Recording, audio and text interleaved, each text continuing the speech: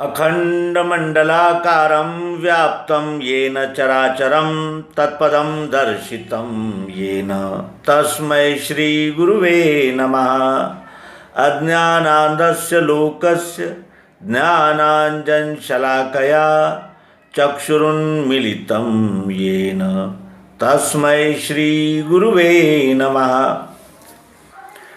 हमारे संशय भ्रम के बंधन काटने वाले सद्गुरु को हम सादर नमन करते हैं और अपनी कृतज्ञता व्यक्त करते हैं।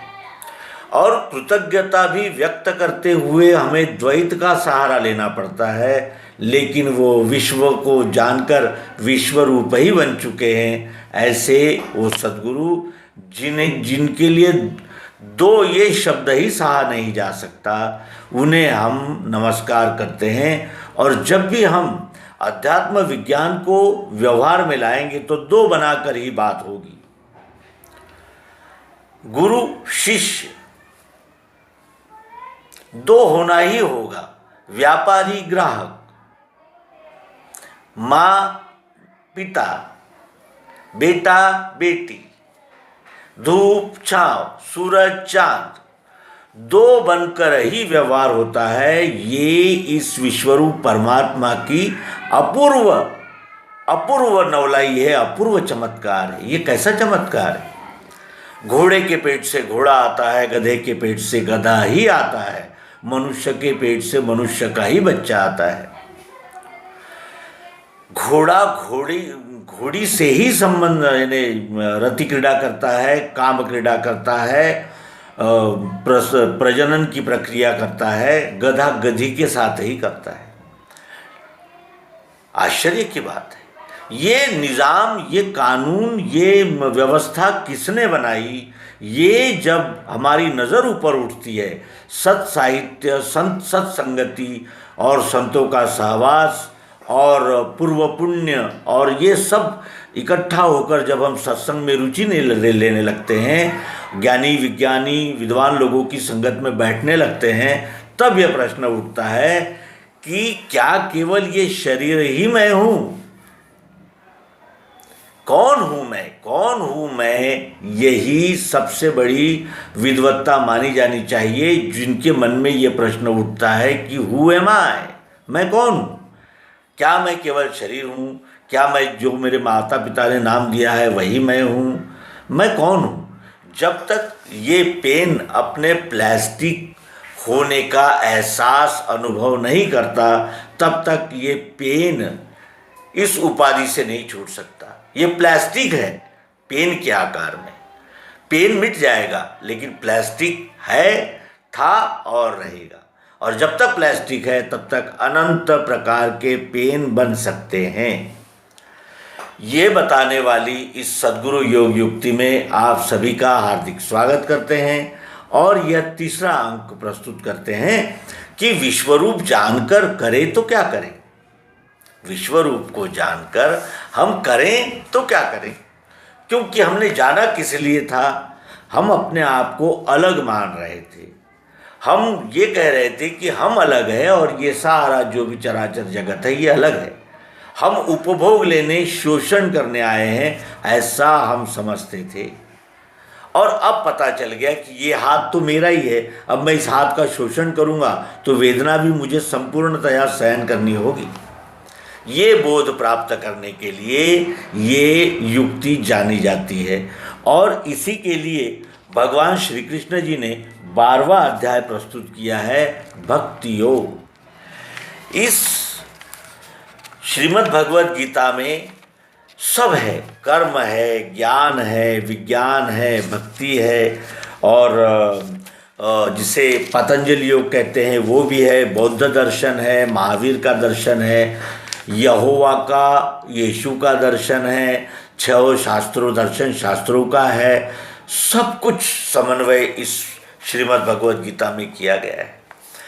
श्री कृष्ण द्वैपायन व्यास जी ने श्रीमद् भगवद गीता ग्रथित की और इसके 12वें अध्याय का नाम रखा भक्ति योग। आइए भक्ति को जानेंगे तभी ये वाग यज्ञ पूर्ण होगा, क्योंकि जब तक पूर्णाहुति नहीं होती तब तक वो यज्ञ पूरा नहीं होता, वो अधूरा ही रहता है। ऐसा ये हमारा सद्गुरु योग युक्ति जानकर उसको आत्मसात करके अनुभव करना, यानी वो स्वानुभव बन जाए। वो सत्य जब तक हमारा स्वानुभव नहीं बनता तब तक ये केवल निरी बातें और ये सारा शब्द छल शब्द प्रपंच और शब्दारण्य में ही विहार करना होगा। आइए देखें भक्ति योग में भगवान श्री कृष्ण जी और अर्जुन का संवाद। अर्जुन कहने लगा, इस प्रकार सदा युक्त सेवा सगुण की करे और निर्गुण जो ध्यावे, इनमें श्रेष्ठ कौन है। सद्गुरु ने समझा दिया था कि ये साकार ढेला और निराकार मिठास, ये दो एक ही वस्तु के दो भाव है। लेकिन देखिए, वो अधिक जानना चाहता है, स्पष्ट रूप से वो बोध करना चाहता है, सिद्धांत को ग्रहण करने की उसकी विलक्षण लगन यहाँ हमें नजर आती है अर्जुन की। अर्जुन पूछता है कि इस प्रकार जैसा आपने बताया, उस प्रकार सदा युक्त सेवा सगुण की करे और निर्गुण जो ध्यावे, इनमें श्रेष्ठ कौन है। तो भगवान श्री कृष्ण जी ने शुरुआत में ही तो बता दिया था ना, और मायानंद जी ने तो और भी स्पष्ट करके बता दिया कि मिठास को हुई इच्छा देखो निज स्वरूप में, तो क्या देख सकती है नेत्रों से निज रूप को। ये मिठास अपने नेत्रों से निज रूप को देख सकती है। यानी जब भी ये वस्तु अपना दर्शन करना चाहेगी, इसको इस ढेले के रूप में ही आना होगा। होते ही वृत्ति नेत्रों से देखना निज रूप, तो दिखेगा विश्व ये सारा, यही उसका स्वरूप है। ये बात अर्जुन पुनश्च पूछकर नक्की करना चाहता है कि सगुण से निर्गुण और निर्गुण से सगुण अलग हो ही नहीं सकता। वस्तु का नाम लेते ही ये दोनों भाव उसमें लय हो जाते हैं। आइए अब देखें श्री भगवान क्या कहते हैं। भगवान कहते हैं, मय्यावेश्य मनो ये माम तन्नित्युक्ता उपासते श्रद्धया परयोपेतास्ते में युक्त तमा मतः। रख के मन मेरे में सेवा मेरी सदैव जो, करता है दृढ़ श्रद्धा से सो मेरे मत से बड़ा। न सगुणवादी बड़ा है, न निर्गुणवादी बड़ा है, न साकारवादी बड़ा है, न निर्गुणवादी यानी निराकारवादी बड़ा है, न ब्रह्म को मानने वाला बड़ा है, न जगत को मानने वाला बड़ा है। दोनों रख के मन मेरे में, क्योंकि मैं इन दोनों भावों को आत्मसात और अपने आप में लय करके रखा है। मैं पुरुषोत्तम विश्वरूप परमात्मा हूँ, और रख के मन मेरे में, जो इस साकार निराकार का एकत्व लय इस विश्वरूप में होता है, उसी विश्वरूप में ही अपने मन को रखता है।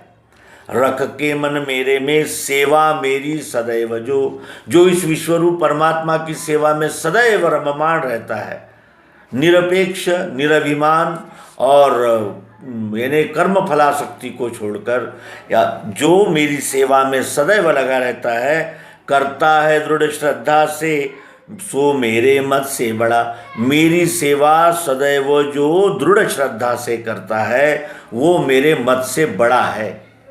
सगुणवादियों और निर्गुणवादियों से भी दोनों से वही बड़ा है। जो अक्षर अनिर्देश्य अचिंत्य अचल ध्रुव, सर्वत्र व्यापी कूटस्थ, ऐसे अव्यक्त को गहे। अव्यक्त है वो, ये मिठास अव्यक्त है, लेकिन डल्ले के द्वारा व्यक्त हो गई है। तो इस तरह ये अक्षर जो कभी नहीं बदलती, इसके कितने भी टुकड़े कर दिए जाए, वो मिठास इसमें रहेगी ही, क्योंकि ये मिठास ने ही तो आकार धारण किया है। इस प्रकार जो अक्षर अनिर्देश्य, इसका निर्देशन नहीं किया जा सकता। यहाँ भी प्रियत्व है, यहाँ भी प्रियत्व है, यहाँ भी है, यहाँ भी है, यहाँ भी है, सर्वत्र प्रियत्व ही तो है, लेकिन जिसका निर्देश नहीं किया जा सकता। ऐसी ही है, ऐसा नहीं कहा जा सकता।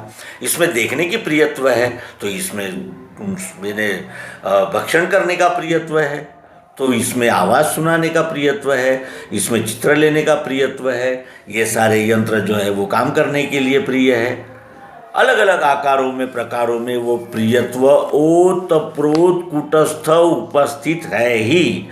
और सर्वत्र समदृष्टि है, भूतों के हित में रहे, वश में इंद्रियां जिससे वह भी मुझ में मिले। सर्वत्र समदृष्टि है, जो सद्गुरु योग युक्ति को आत्मसात कर चुका है उसकी सर्वत्र समदृष्टि हो जाती है, और भूतों के हित में रहे, जीव मात्र के हित में ही रहते हैं, क्योंकि वो जानते हैं ये सब मेरे ही अंग है और मैं इनका अंग हूँ। एक ही मिट्टी से बने हुए अनंत खिलौने हैं, एक ही सोने से बने हुए अनंत आभूषण हैं, सोना तो एक ही।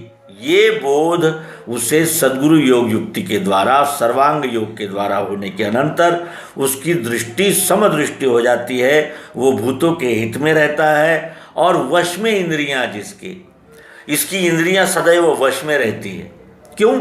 क्योंकि वो बुद्धि के द्वारा इंद्रियों को सतत बोध देता रहता है कि मैं ही हूँ, अब किसका शोषण करना है, अब किसकी चाहना करना है, अब किस पर जबरदस्ती करनी है, क्या करना है अब, क्योंकि वो सब जान चुका है। इसलिए वश में इंद्रियां जिससे वह भी मुझ में मिले। क्योंकि जैसा मैं हूँ, विश्वरूप परमात्मा कैसा है? निर्लेप है, निर्मल है, निर्द्वंद्व है, स्थायी है, सतत है, स्वयंभू है।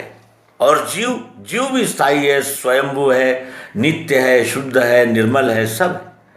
लेकिन वो केवल शरीर के संग में फंसकर, संग दोष शरीर का लग जाने से अपने आप को देही मान रहा था, देह मान रहा है। वो अव्यक्त चाहने वाला जो, उसे क्लेश है बड़े, गति अव्यक्त की पावे नर अत्यंत कष्ट से।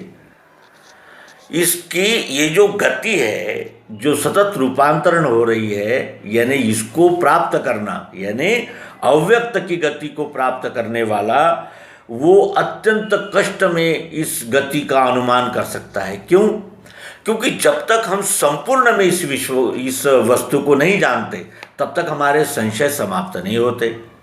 और इसीलिए जो केवल अव्यक्त को ही पकड़ कर बैठ गया है, जो निर्गुण निराकार का ही यानी आदर्श मान बैठा है और उसी को प्राप्त करने के पीछे लगन लगा हुआ है, तो उसके अत्यंत कष्ट भी होंगे, और उसको इसके अक्षर भाव का बोध होगा या नहीं ये भी नहीं कहा जा सकता, क्योंकि जब तक हम अपूर्ण रहेंगे पूर्ण का अनुभव नहीं हो सकता।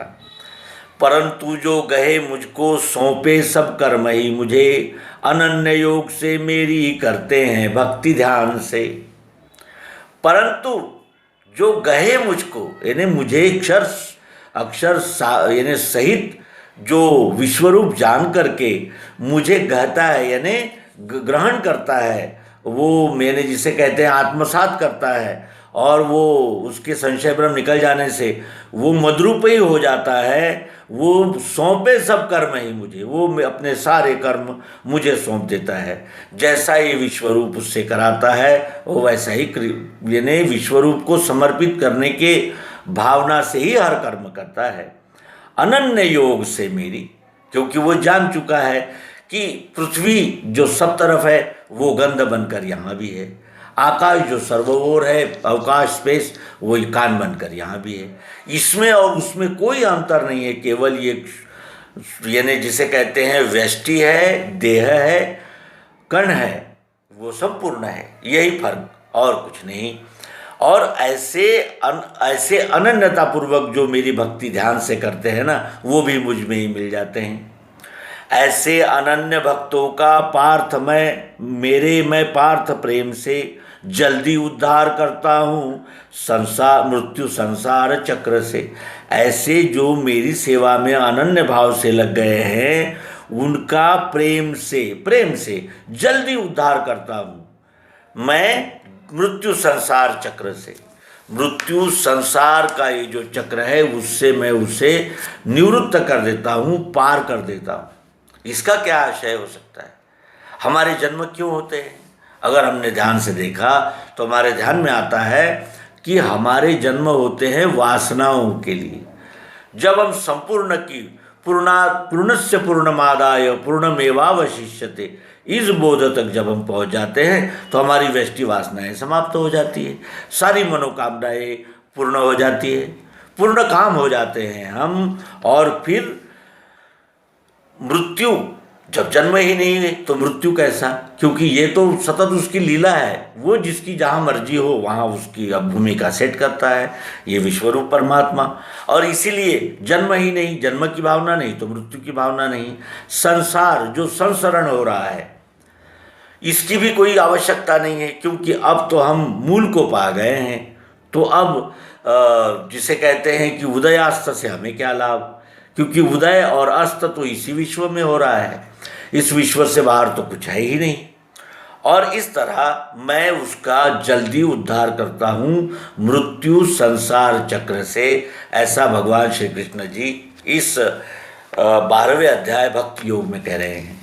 हम उपसंहार रूप एक लेख अवश्य ही प्रस्तुत करेंगे, जिसमें हम अध्यात्म विज्ञान को नक्शे के माध्यम से जानने का प्रयास करेंगे, और साथ ही उपसंहार स्वरूप इसके कुछ उदाहरण भी देखेंगे जिन्होंने विश्वरूप परमात्मा की अनन्यता पूर्वक सेवा की और वो जन्म मृत्यु संसार के चक्र से छूट गए। तो मिलते हैं अगले अंक में। नर्मदे हर। सद्गुरु भगवान की जय।